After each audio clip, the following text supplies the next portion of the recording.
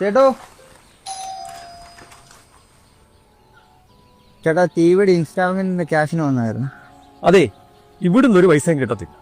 എന്താണെന്ന് വെച്ചാൽ ആ ടി വി ഇവിടെ കൊണ്ട് വെച്ച പിന്നെ ഓരോ പ്രശ്നങ്ങൾ അത് പരിഹരിക്കാനായിട്ട് ഞാൻ എന്റെ കയ്യിൽ നിന്ന് കാശ് മുടക്കിക്കൊണ്ടിരിക്കുക. പിന്നെന്തിനാ ഞാൻ നിങ്ങൾക്ക് പൈസ തരുന്നത്? ചേട്ടാ അത് പറഞ്ഞാൽ പറ്റത്തില്ല.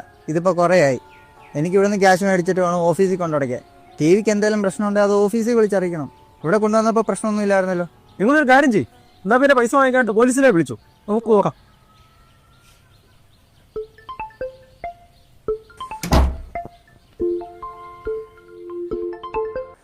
ഹലോ, കഴിഞ്ഞ ഒരു 1.5 മാസമായിട്ട് നിന്റെ വായന ഞാൻ ഇത് തന്നെയാണ് കേൾക്കുന്നത്.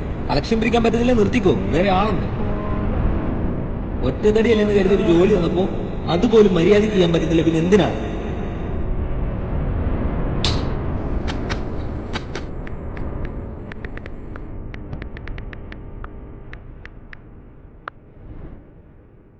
അമ്മേ കുറേ ദിവസമായില്ലേ സംസാരിച്ചിട്ട്? ഇന്ന് അത്ര നല്ല ദിവസമല്ലായിരുന്നു. പൈസ മേടിക്കാൻ പോയെടുത്ത് എല്ലാം സീൻ. പിന്നെ ബോസും വിളിച്ച് കലിപ്പിച്ച് കളക്ഷൻ തീർക്കണമെന്നൊക്കെ. മൊത്തത്തിൽ മൈൻഡ് ശരിയല്ല. അമ്മയോട് ഇതൊന്ന് പറയണമെന്ന്. മോൻ എത്രമാത്രം കഷ്ടപ്പെടുന്നുണ്ടെന്ന് അമ്മയ്ക്കറിയാം.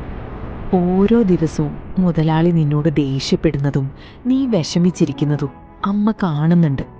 പക്ഷേ ഇതിലൊന്നും അമ്മയുടെ മോൻ തളരില്ല. എന്നും അമ്മ കൂടെയുണ്ട്.